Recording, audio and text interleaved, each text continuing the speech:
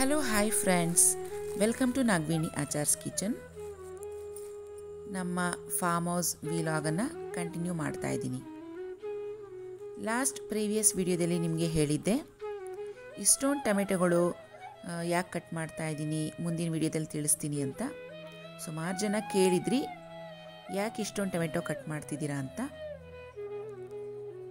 ಏನೂ ಇಲ್ಲ, ನಮ್ಮ ಗಾರ್ಡನಲ್ಲಿ ಹೊಸದಾದ ನೆಂಟರುಗಳು ಪ್ರವೇಶ ಮಾಡಿಬಿಟ್ಟಿದ್ದಾರೆ. ಅವೇರಿ ಹೆಗ್ಣಗಳು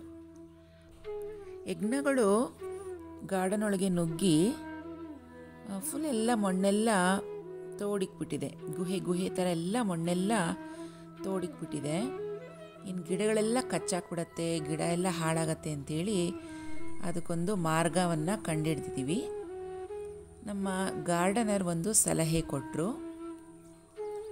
ಹೆಗ್ಣಗಳಿಗೆಲ್ಲ ಒಂದು ಔಷಧಿ ಸಿಗುತ್ತೆ, ಅದನ್ನು ಹಾಕಿಬಿಡಿ ಅಂತೇಳಿ ಅವರೇ ಐಡಿಯಾ ಕೊಟ್ಟರು. ಅವರೇ ಕೊಟ್ಟು ಕಳಿಸಿದ್ದಾರೆ.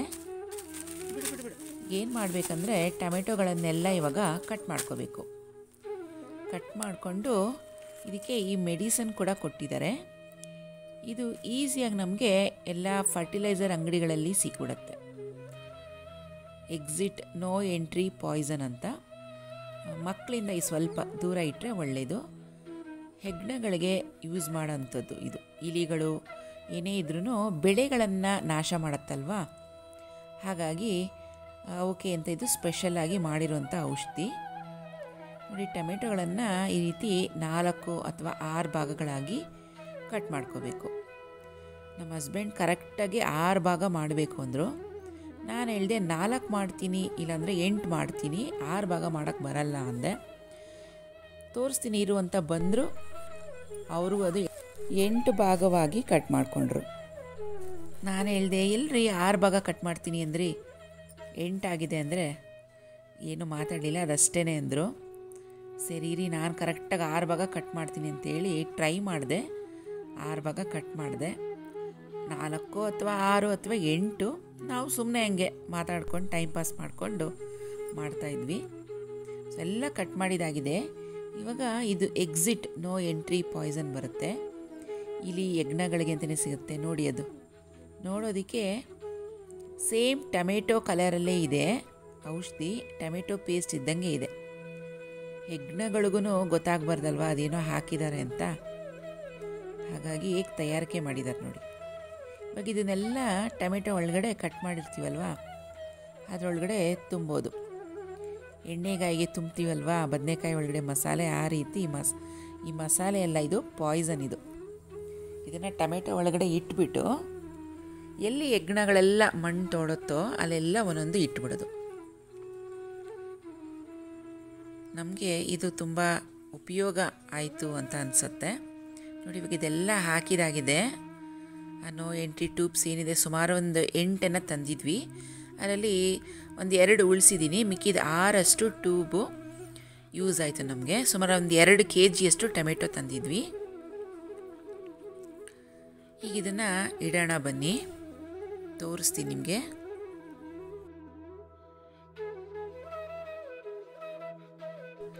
ಒಂದು ಶೆಡ್ ಥರ ಮಾಡಿದ್ವಿ.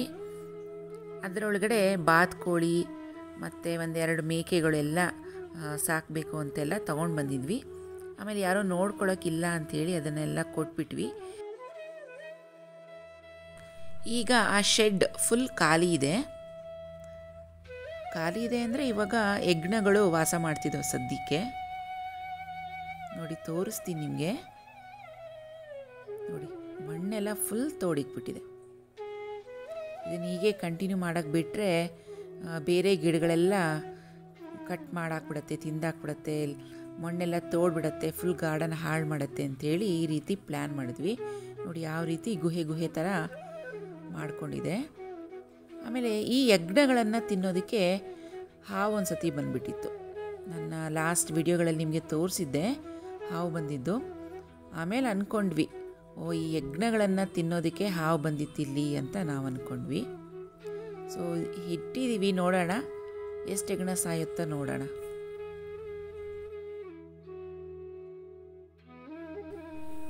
ನೋಡಿ, ಇದು ನಮ್ಮ ಬಾಳೆ ಗಿಡಗಳು. ನಮ್ಮ ಚರಣ ಹಾಕಿದ್ದು ನಮ್ಮ ಚರಣ್ ಹಾಕಿದಾಗ ತುಂಬ ಚಿಕ್ಕ ಚಿಕ್ಕ ಗಿಡಗಳು, ಸುಮಾರು 1 ವರ್ಷ ಆಯ್ತು ಅನಿಸುತ್ತೆ ಹಾಕಿ. ಇವಾಗ ಚೆನ್ನಾಗಿ ಫಲ ಕೊಡೋದಕ್ಕೆ ಸ್ಟಾರ್ಟ್ ಆಗಿದೆ. ನೋಡಿ, ಒಂದೊಂದು ಬಾಳೆ ಎಲೆ ನೋಡಿ ಎಷ್ಟು ಉದ್ದ ಇದೆ.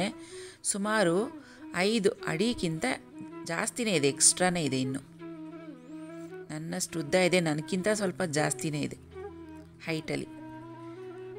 ನಾನು ಸ್ವಲ್ಪ ವಿಡಿಯೋಗಳಿಗೆಲ್ಲ ಬಾಳೆ ಎಲೆ ಬೇಕಾಗತ್ತೆ ಅಂಥೇಳಿ ಕಟ್ ಮಾಡೋಣ ಅಂತ ಹೋದೆ.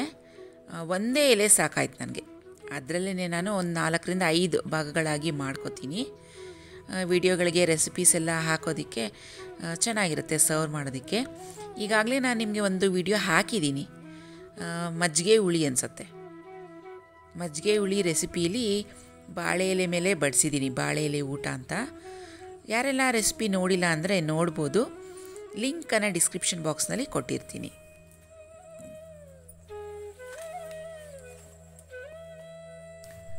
ನೋಡಿ, ಬಾಳೆ ಗೊನೆ ಕೂಡ ರೆಡಿ ಆಗ್ತಾ ಇದೆ. ಇನ್ನೂ ಒಂದು 2 ತಿಂಗಳು ಬೇಕಾಗತ್ತೆ.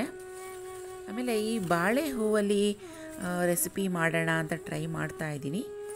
ನಿಮ್ಮಲ್ಲಿ ಯಾರಿಗಾದರೂ ಈ ಬಾಳೆ ಹೂವಲ್ಲಿ ರೆಸಿಪಿ ಮಾಡೋಕ್ಕೆ ಬರುತ್ತೆ ಅಂದರೆ ಕಮೆಂಟ್ ಸೆಕ್ಷನಲ್ಲಿ ಖಂಡಿತವಾಗಿಯೂ ತಿಳಿಸ್ಬೋದು. ನಾನು ಒಮ್ಮೆ ಟ್ರೈ ಮಾಡಿ ನೋಡ್ತೀನಿ. ಯಾಕಂದರೆ ಯಾವತ್ತೂ ನಾನು ಬಾಳೆ ಹೂವಲ್ಲಿ ಯಾವುದೇ ರೆಸಿಪಿ ಮಾಡಿಲ್ಲ. ಬಾಳೆ ಹೂವು ತುಂಬ ನಮ್ಮ ಹೆಲ್ತ್ಗೆ ಒಳ್ಳೆಯದು, ಅದು ಎಸ್ಪೆಷಲಿ ಲೇಡೀಸ್ಗೆ ತುಂಬ ಒಳ್ಳೆಯದು ಅಂತ ಕೇಳಿದ್ದೀನಿ. ಬಾಳೆ ದಿಂಡು ಕೂಡ ಒಳ್ಳೆಯದು ಅಂತ ಕೇಳಿದ್ದೀನಿ. ಸೊ ನಿಮ್ಗೆ ಯಾರಾದರೂ ಈ ರೆಸಿಪಿಗಳು ಬಂದರೆ ಖಂಡಿತವಾಗಿ ನನಗೆ ಕಮೆಂಟ್ ಸೆಕ್ಷನಲ್ಲಿ ತಿಳಿಸ್ಬೋದು. ಮುಂದಿನ ದಿನಗಳಲ್ಲಿ ಆ ರೆಸಿಪಿನ ನಾನು ಟ್ರೈ ಮಾಡಿ ನಿಮಗೆ ವಿಡಿಯೋ ಮಾಡಿ ಅಪ್ಲೋಡ್ ಮಾಡ್ತೀನಿ. ನಾನೂ ಕಲ್ತಂಗೆ ಆಗುತ್ತೆ, ಗೊತ್ತಿಲ್ಲದಿರೋರಿಗೆ ಹೇಳ್ಕೊಟ್ಟಂಗೂ ಆಗುತ್ತೆ. ನೋಡಿ, ಈಗಾಗಲೇ 2 ಬಾಳೆ ಗೊನೆ ಬಿಟ್ಟಿದೆ. ಒಂದು ಬಾಳೆ ಗಿಡಕ್ಕೆ ಒಂದೇ ಬಾಳೆಗೊನೆ ಅಂತಾರೆ.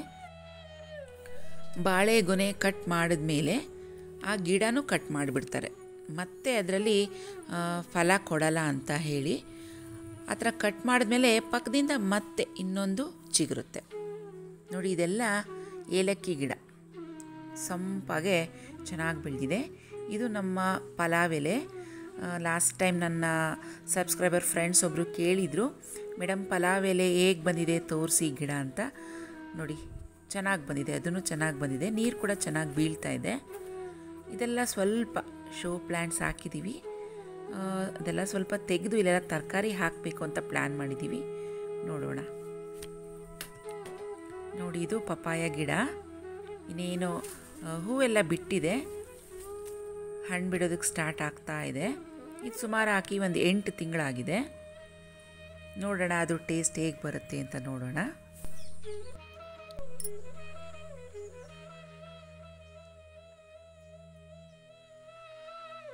ನೋಡಿ, ನಮ್ಮ ಗಾರ್ಡನ್ ಎಷ್ಟು ಹಚ್ಚ ಹಸಿರಾಗಿ ಬೆಳೆದಿದೆ ಅಲ್ವಾ. ಸೊಂಪಾಗಿ ಬೆಳೆದ್ಬಿಟ್ಟಿದೆ, ನೋಡೋದಕ್ಕೆ 2 ಕಣ್ಣು ಸಾಲದು. ಗ್ರಾಸ್ ಕಟಿಂಗ್ ಮಾಡಿಸಿದ್ವಿ, ಲಾಸ್ಟ್ ಟೈಮ್ ನನ್ನ ವಿಡಿಯೋದಲ್ಲಿ ಶೇರ್ ಮಾಡಿದ್ದೀನಿ. ಗ್ರಾಸ್ ಕಟಿಂಗ್ ಎಲ್ಲ ಆದಮೇಲೆ ಅದಷ್ಟು ಚೆನ್ನಾಗಿ ಬೆಳೆದ್ಬಿಟ್ಟಿದೆ. ನೀರು ಕೂಡ ಆವಾಗವಾಗ ಚೆನ್ನಾಗಿ ಬರ್ತಾ ಇರುತ್ತೆ. ಬೋರ್ ಕೂಡ ತೆಗೆಸಿದ್ದೀವಿ. ಆಮೇಲೆ ಆಟೋಮೆಟಿಕ್ ಮಾಡಿಸ್ಬಿಟ್ಟಿದ್ದೀವಿ. ಸೊ ಆಟೋಮೆಟಿಕ್ ಮಾಡಿಸಿದಾಗ ಅದೇ ಆನ್ ಆಗುತ್ತೆ, ಆಫ್ ಆಗುತ್ತೆ. ಅದು ಹೇಗೆ ಅಂತ ನಾನು ನಿಮಗೆ ಮುಂದಿನ ದಿನಗಳಲ್ಲಿ ಹೇಳ್ತೀನಿ. ನಾವು ಬೆಂಗಳೂರಲ್ಲೇ ಕೂತ್ಕೊಂಡು ಅದನ್ನು ಆಪ್ರೇಟ್ ಮಾಡ್ಬೋದು. ಬೆಂಗಳೂರಲ್ಲಿ ಕೂತ್ಕೊಂಡು ನೀರನ್ನು ಆಪ್ರೇಟ್ ಮಾಡಿದ್ರೆ ಅದು ಗಾರ್ಡನ್ ಫುಲ್ಲು ನೀರು ಬರುತ್ತೆ. ಅದು ಹೇಗೆ ಅಂತ ನಾನು ಶೇರ್ ಮಾಡ್ತೀನಿ ನಿಮಗೆ. ಇನ್ನು ಎಲ್ಲ ಕೆಲಸಗಳು ಮುಗೀತು. ಗಿಡಗಳಿಗೆಲ್ಲ ಗೊಬ್ಬರ ಹಾಕಿದ್ವಿ, ಕೊಟ್ಟಿಗೆ ಗೊಬ್ಬರ, ಕುರಿ ಗೊಬ್ಬರ ಎಲ್ಲ ಮಿಕ್ಸ್ ಮಾಡಿ ಸ್ವಲ್ಪ ಸ್ವಲ್ಪ ಹಾಕಿದ್ವಿ. ಹೊಸದಾಗಿ 2 ತೆಂಗಿನ ಸಸಿ ತಂದಿದ್ವಿ, ಅದನ್ನು ಕೂಡ ಹಾಕಿದ್ವಿ. ಇನ್ನು ನನ್ನ ಇಷ್ಟವಾದ ಸಮಯ ಅಂದರೆ ಹೂಗಳು ಯಾವ್ಯಾವ ಗಿಡದಲ್ಲಿ ಎಷ್ಟೆಷ್ಟು ಬಿಟ್ಟಿದೆ ಅಂತ ನೋಡೋದು. ಆಮೇಲೆ ಅದನ್ನೆಲ್ಲ ಇವಾಗ ಕಿತ್ಕೊಳ್ಳೋದು. ನೋಡ್ತಾ ಇದ್ದೀನಿ, ಇವಾಗ ಒಂದು ಬುಟ್ಟಿ ತಂದು ಹೂಗಳನ್ನೆಲ್ಲ ಕಿತ್ಕೊಳ್ಳೋದು ಅಷ್ಟೇ ನೆಕ್ಸ್ಟ್ ನನ್ನ ಕೆಲಸ. ನೋಡಿ, ಇದು ದಾಸವಾಳದ ಗಿಡ. ಒಂದು 2-3 ತಿಂಗಳಾಯ್ತು ಅಷ್ಟೇ. ಸುಮ್ಮನೆ ಕಡ್ಡಿ ತಂದು ಮಣ್ಣಲ್ಲಿ ನಾಟಿದಷ್ಟೇ. ಗಿಡ ತುಂಬ ದಾಸವಾಳ ಹೂಗಳು ಬಿಡ್ತಾ ಇದ್ದಾವೆ. ಇದು ಟೇಬಲ್ ರೋಸ್ ಅಂತ ಹೇಳ್ತೀವಿ. ಗಿಡ ತುಂಬ ರೋಸ್ಗಳು ಬಿಡುತ್ತೆ. ಇದು ದಾಸವಾಳ, ಇದು ರೋಸ್. ನೆಕ್ಸ್ಟ್ ಟೈಮ್ಗೆ ರೋಸ್ ಕಟಿಂಗ್ ಮಾಡಿಸ್ಬೇಕು, ರೋಸ್ ಗಿಡದ್ದೆಲ್ಲ ಕಟಿಂಗ್ ಮಾಡಿಸ್ಬೇಕು. ನೋಡಿ, ದಾಸವಾಳ ಅಂತೂ ಸುಮಾರು ಕಲರ್ಸ್ ಇದ್ದಾವೆ. ನೋಡಿ ಇದು ಒಂದು ಸುತ್ತು ಅಂತ ಹೇಳ್ತೀವಿ. ಪಿಂಕ್ ಮತ್ತು ವೈಟ್ 2 ಕಲರಲ್ಲಿದೆ. ರೆಡ್ಡಲ್ಲೂ ಕೂಡ ಇದೆ ಒಂದು ಸುತ್ತಿಂದು. ನೋಡಿ ನೋಡೋದಕ್ಕೆ ಎಷ್ಟು ಸಂತೋಷ ಆಗುತ್ತೆ ಅಂದರೆ ಇಲ್ಲೇ ಗಾರ್ಡನಲ್ಲೇ ಇದ್ಬಿಡೋಣ ಅನಿಸುತ್ತೆ, ಅಷ್ಟು ಖುಷಿ ಆಗುತ್ತೆ ನೋಡ್ತಾ ಇದ್ದರೆ. ಹಚ್ಚ ಹಸಿರು, ಯಾವ ಟೆನ್ಷನು ಬೇಡಪ್ಪ, ನೆಮ್ಮದಿಯಾಗಿ ಇದ್ಬಿಡೋಣ ಗಿಡಗಳನ್ನು ನೋಡಿಕೊಂಡು ಅನಿಸುತ್ತೆ. ಅದಕ್ಕೆ ಅನಿಸುತ್ತೆ ಎಲ್ಲರೂ ಎನ್ವಿರಾನ್ಮೆಂಟ್ನ ಅಷ್ಟು ಇಷ್ಟಪಡ್ತಾರೆ. ಆ ಪರಿಸರದಲ್ಲಿ ಏನೋ ಒಂಥರ ನೆಮ್ಮದಿ, ಖುಷಿ, ಉಲ್ಲಾಸ ಸಿಗುತ್ತೆ ಮನಸ್ಸಿಗೆ. ಟೆನ್ಷನ್ ಮರ್ತೋಗುತ್ತೆ. ನಮಗೂ ಹಾಗೆ ಆಗುತ್ತೆ. ಇಲ್ಲಿ ನಮ್ಮ ಫಾರ್ಮ್ ಹೌಸಿಗೆ ಬಂದರೆ ಮನಸ್ಸಿಗೆ ಯಾವ ಟೆನ್ಷನ್ ಇರಲ್ಲ, ಎಲ್ಲ ಮರ್ತೋಗ್ತೀವಿ. ಮನಸ್ಸು ಒಂಥರ ಹಗುರವಾಗುತ್ತೆ, ಖುಷಿಯಾಗುತ್ತೆ ನಮ್ಗೆ ಇಲ್ಲಿ ಬಂದರೆ. ನೋಡಿ ಇದು ಸೀಬೆಹಣ್ಣು, ಗಿಳಿನೋ ಏನೋ ಕಚ್ಚಿ ಒಂದು ಅರ್ಧ ತಿಂದು ಇನ್ನು ಅರ್ಧ ಅಲ್ಲೇ ಬಿಟ್ಟು ಹೋಗಿದೆ. ಇನ್ನು ಮಿಕ್ಕಿದ ಅರ್ಧ ತಿನ್ನೋದಕ್ಕೆ ಪಾಪ ಪಕ್ಷಿಗೆ ಟೈಮ್ ಸಿಕ್ಕಿಲ್ಲ ಅನಿಸುತ್ತೆ, ಮತ್ತು ನಾಳೆ ಬರ್ಬೋದು. ನೋಡಿ ಇದು ಜೇನುಗೂಡು ತೋರಿಸಿದೆ ನಿಮಗೆ ಲಾಸ್ಟ್ ವಿಡಿಯೋದಲ್ಲಿ. ಈಗ ಸದ್ಯಕ್ಕೆ ಅದರಲ್ಲಿ ಒಂದು ಜೇನು ಇಲ್ಲ, ಎಲ್ಲ ಹೋಗ್ಬಿಟ್ಟಿದೆ. ಬರೀ ವ್ಯಾಕ್ಸ್ ಮಾತ್ರ ಉಳ್ಕೊಂಡಿದೆ ಈಗ. ಈ ವ್ಯಾಕ್ಸಲ್ಲಿ ಏನೋ ಉಪಯೋಗಗಳಿದೆ ಅಂತಾರೆ. ನಾನು ಗೂಗಲಲ್ಲಿ ಸರ್ಚ್ ಮಾಡಬೇಕು. ಹಾಗಾಗಿ ಈ ವ್ಯಾಕ್ಸ್ನ ಹಾಗೆ ಎತ್ತಿಟ್ಟಿದ್ದೀನಿ. ನಿಮಗೇನಾದರೂ ಈ ವ್ಯಾಕ್ಸ್ನ ಯೂಸರ್ಸ್ ಏನಾದರೂ ಗೊತ್ತಿದ್ದರೆ ಖಂಡಿತವಾಗಿಯೂ ನನಗೆ ತಿಳಿಸ್ಬೋದು. ಯಾಕಂದರೆ ನನಗೆ ಗೊತ್ತಿಲ್ಲ. ಈ ಮೇಣ ಅಂತ ಹೇಳ್ತೀವಲ್ವ, ಇದರಲ್ಲಿ ಏನೋ ಹಲವಾರು ಉಪಯೋಗಗಳಿದ್ದಾವೆ. ನಿಮ್ಗೆ ಗೊತ್ತಿದ್ದರೆ ದಯವಿಟ್ಟು ನನಗೆ ತಿಳಿಸಿ. ಅದನ್ನು ಹಾಗೆ ಎತ್ತಿಟ್ಟಿದ್ದೀನಿ. ನೋಡಿ ಹೂಗಳನ್ನೆಲ್ಲ ಕಿತ್ಕೊತಾ ಇದ್ದೀನಿ. ಇದೆಲ್ಲ ಕೆಂಪು ದಾಸವಾಳದ ಹೂಗಳು. ಇಲ್ಲೂ ದೇವ್ರ ಮನೆ ಇದೆಯಲ್ವ, ಇಲ್ಲೂ ಸ್ವಲ್ಪ ಇಟ್ಟು ಪೂಜೆ ಮಾಡಿದೆ. ಇನ್ನು ಮಿಕ್ಕಿರೋಂಥದ್ದನ್ನ ಬೆಂಗಳೂರು ಮನೆಗೆ ತೊಗೊಂಡೋಗ್ತಾ ಇದ್ದೀನಿ. ಅಲ್ಲೂ ದೇವ್ರುಗಳಿಗೆ ಸ್ವಲ್ಪ ಮುಡ್ಸೋಣ ಅಂಥೇಳಿ. ಮೊದಲೇ ಗಿಡಗಳಂದರೆ ಇಷ್ಟ, ಅದರಲ್ಲಿ ಬಿಟ್ಟಿರೋಂಥ ಹೂಗಳನ್ನು ಕಿತ್ತಬೇಕು ಅಂದರೆ ಇನ್ನೂ ಖುಷಿಯಾಗತ್ತೆ ನನಗೆ. ಆ ಹೂಗಳನ್ನು ದೇವ್ರಿಗೆ ಇಟ್ಟರೆ ಇನ್ನೂ ಮತ್ತಷ್ಟು ಖುಷಿ, ನನಗೆ ಡಬಲಷ್ಟು ಖುಷಿ ಆಗುತ್ತೆ. ನೋಡಿ ಎಲ್ಲ ಹೂಗಳನ್ನೆಲ್ಲ ಕಿತ್ಕೊತಾ ಇದ್ದೀನಿ. ಸಂಜೆ ಆಗ್ತಾ ಬರ್ತಾ ಇದೆ. ಕತ್ಲಾಗೋ ಅಷ್ಟರಲ್ಲಿ ಎಲ್ಲ ಕಿತ್ಕೊಂಬಿಡೋಣ ಅಂಥೇಳಿ ಹೂಗಳನ್ನೆಲ್ಲ ಕಿತ್ಕೊತಾ ಇದ್ದೀನಿ. ನೋಡಿ ಇದಿಷ್ಟು ವೆರೈಟಿ ಹೂಗಳು ಸಿಕ್ತು. 2 ಥರ ಕಣಗಲೆ ಹೂವು, ಸ್ಫಟಿಕ, ವೈಟ್ ರೋಸ್, 2-3 ಥರ ದಾಸವಾಳ, ಸ್ವಲ್ಪ ವಿಳೆದೆಲೆ ಕಿತ್ಕೊಂಡೆ. ನೋಡಿ ಇದು ವಿಳೆದೆಲೆ ಗಿಡಕ್ಕೆ ಲಾಸ್ಟ್ ವಿಡಿಯೋದಲ್ಲಿ ಆರೈಕೆ ಮಾಡಿದ್ವಿ ಅಂತ ನಿಮ್ಗೆ ತೋರಿಸಿದ್ನಲ್ವಾ. ಕೊಟ್ಟಿಗೆ ಗೊಬ್ಬರ, ಕುರಿ ಗೊಬ್ಬರ ಎಲ್ಲ ಹಾಕಿದ್ವಿ. ಬ್ರಾಹ್ಮಿ ಗಿಡ ಏನೇನು ಬೇರಿತ್ತು ಅದನ್ನೆಲ್ಲ ಬೇರು ಸಮೇತವಾಗಿ ತೆಗೆದು ಎಲ್ಲ ಫುಲ್ ಕ್ಲೀನ್ ಮಾಡಿದ್ದೀವಿ. ಈಗ ವಿಳೆದೆಲೆ ಗಿಡ ಚೆನ್ನಾಗಿ ಬೆಳೆಯುತ್ತೆ. ಚೆನ್ನಾಗಿ ಆರೈಕೆ ಮಾಡಿಟ್ಟು ಬಂದಿದ್ದೀವಿ. ಬಿರಿಯಾನಿ ಮಾಡ್ಕೊಂಬಂದಿದ್ವಿ. ಅದನ್ನು ಊಟ ಮಾಡೋಕ್ಕೆ ಟೈಮೇ ಆಗಲಿಲ್ಲ, ಹಂಗೆ ಇಟ್ಕೊತಾ ಇದ್ದೀವಿ. ಸ್ವಲ್ಪ ಫ್ರೂಟ್ಸ್ ಕೂಡ ತಂದಿದ್ದೆ, ಫ್ರೂಟ್ಸು ತಿನ್ನೋಕ್ಕಾಗಲಿಲ್ಲ. ಸ್ವಲ್ಪ ಮಖಾನ ತಂದಿದ್ದೆ, ತಾವರೆ ಹೂ ಬೀಜಗಳು ಅಂತ ಹೇಳ್ತೀವಲ್ವ, ಅದು ಸ್ವಲ್ಪ ತಿನ್ನೋಣ ಸಂಜೆ ಸ್ನ್ಯಾಕ್ಸ್ಗೆ ಅಂತ, ಅದು ತಿನ್ನೋಕ್ಕಾಗಿಲ್ಲ. ಇದೊಂದು ಸ್ವಲ್ಪ ಬಾಳೆ ಎಲೆ ಇತ್ತಲ್ಲ, ಅದನ್ನೆಲ್ಲ ಒಂದು 4 ಭಾಗ ಕಟ್ ಮಾಡಿಕೊಂಡು ಇಟ್ಕೊತಾ ಇದ್ದೀನಿ. ಆಮೇಲೆ ಹೂಗಳೆಲ್ಲ ಕ್ಲೀನಾಗಿ ಪ್ಯಾಕ್ ಮಾಡ್ಕೊಂಡಿದ್ದೀನಿ. ಸ್ವಲ್ಪ ತುಳಸಿ ಎಲೆಗಳು ಕೂಡ ಕಟ್ ಮಾಡ್ಕೊಂಡಿದ್ದೀನಿ. ಎಲ್ಲ ಪ್ಯಾಕ್ ಮಾಡ್ಕೊಂಡಿದ್ದಾಗಿದೆ. ಮುಖ್ಯವಾಗಿ ಮಾಸ್ಕ್ ಮರಿಬಾರ್ದಲ್ವಾ, ಎಲ್ಲರದ್ದು ಮಾಸ್ಕ್ ಇದೆಯಾ ಅಂತ ಕೂಡ ಅದನ್ನು ಚೆಕ್ ಮಾಡ್ತಾಯಿದ್ದೀವಿ. ಈಗ ಸ್ಯಾಟರ್ಡೆ ಸಂಡೇ ಕರ್ಫ್ಯೂ ಇರುತ್ತೆ, ವೀಕೆಂಡ್ ಟೈಮಲ್ಲಿ ಚೆಕ್ಕಿಂಗ್ ಇರುತ್ತೆ ತುಂಬ ಅಲ್ಲಿ ಮೈಸೂರು ರೋಡಲ್ಲಿ. ಹಾಗಾಗಿ ಮಾಸ್ಕ್ ಮರಿಬಾರ್ದು ಅಂತ ಮಾಸ್ಕ್ಗಳೆಲ್ಲ ಎತ್ಕೊತಾ ಇದ್ದೀವಿ. ಪ್ರೀತಮ್ ಓದ್ಕೋತೀನಿ ಅಂತ ಬ್ಯಾಗ್ ತಂದ, ಸ್ಕೂಲ್ ಬ್ಯಾಗ್. ಏನೂ ಓದ್ಕೊಂಡಿಲ್ಲ, ಬರೀ ಅವ್ನು ಗೇಮ್ ಆಡೋದಕ್ಕೆ ಟೈಮ್ ಸರಿ ಹೋಗ್ಬಿಡ್ತು. ಇದು ರಾತ್ರಿ ಸುಮಾರು 9 ಗಂಟೆ ಎಲ್ಲ ಪ್ಯಾಕಿಂಗ್ ಮಾಡ್ತಾ ಇರೋದು. ಬೆಂಗಳೂರಿಗೆ ಬಂದು ಸೇರೋಷ್ಟೊತ್ತಿಗೆ 10-10:30 ಆಗಿಬಿಡ್ತು. ಅಡುಗೆ ಏನು ಮಾಡಲಿಲ್ಲ. ಮಧ್ಯಾಹ್ನ ಮಾಡಿದ್ದು ಬಿರಿಯಾನಿ ಹಾಗೇ ಇತ್ತಲ್ವ, ಅದನ್ನೇ ಮತ್ತೆ ಬಿಸಿ ಮಾಡಿ ರಾತ್ರಿ ಅದನ್ನೇ ಊಟ ಮಾಡಿದ್ವಿ. ಸೊ ಅಡುಗೆ ಕೆಲಸ ಏನೂ ಇರಲಿಲ್ಲ ರಾತ್ರಿ ನನಗೆ, ಯಾಕಂದರೆ ಗಾರ್ಡನಿಂಗ್ ಕೆಲಸ ಮಾಡಿ ತುಂಬ ಸುಸ್ತು ಬೇರೆ ಆಗಿತ್ತು. ಹಾಗಾಗಿ ಸೊ ಫ್ರೆಂಡ್ಸ್, ಇವತ್ತಿನ ವಿಡಿಯೋವನ್ನು ಮುಗಿಸೋ ಸಮಯ ಬಂದಿದೆ.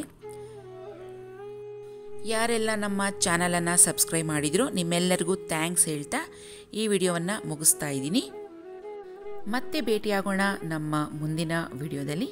ಅಲ್ಲಿವರೆಗೂ take care and bye friends.